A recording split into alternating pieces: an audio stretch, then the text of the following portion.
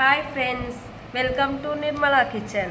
ఈరోజు ఎంతో హెల్దీ అయిన అందరికీ ఇష్టమైన పల్లి చిక్కీ తయారు చేసుకుందాం. ముందుగా గ్యాస్ వెలిగించుకొని కడాయి పెట్టుకోవాలి. లో ఫ్లేమ్లో 1.5 కప్పు పల్లీలను బాగా వేయించాలి. లో ఫ్లేమ్లో వేయించడం వలన పల్లీలు లోపల వరకు బాగా వేగుతాయి. పక్కకు తీసి చల్లారాక పొట్టు తీసి బద్దలుగా చేసుకోవాలి. తర్వాత గ్యాస్ ఆన్ చేసి కడాయి పెట్టుకొని దానిలో 1 కప్పు తురిమిన బెల్లం వేసుకోవాలి. బెల్లం వేసాక వాటర్ వేయకుండా కరిగే వరకు కలపాలి.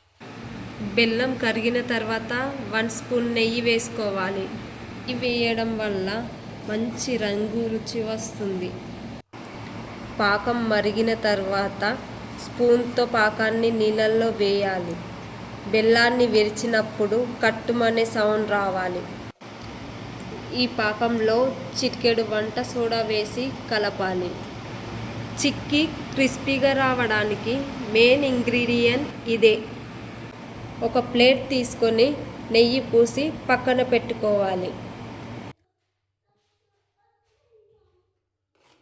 ఇప్పుడు వేయించిన పల్లీలను బెల్లం పాకంలో వేసి పల్లీలను బెల్లం పాకానికి పట్టేలా బాగా కలపాలి.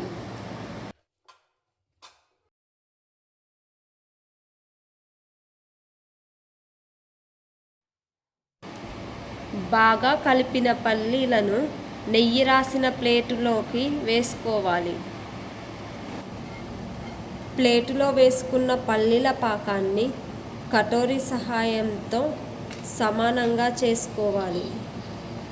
పాకం వేడిగా ఉన్నప్పుడే చాకుతో మీకు ఇష్టమైన ఆకారంలో కట్ చేసుకోండి.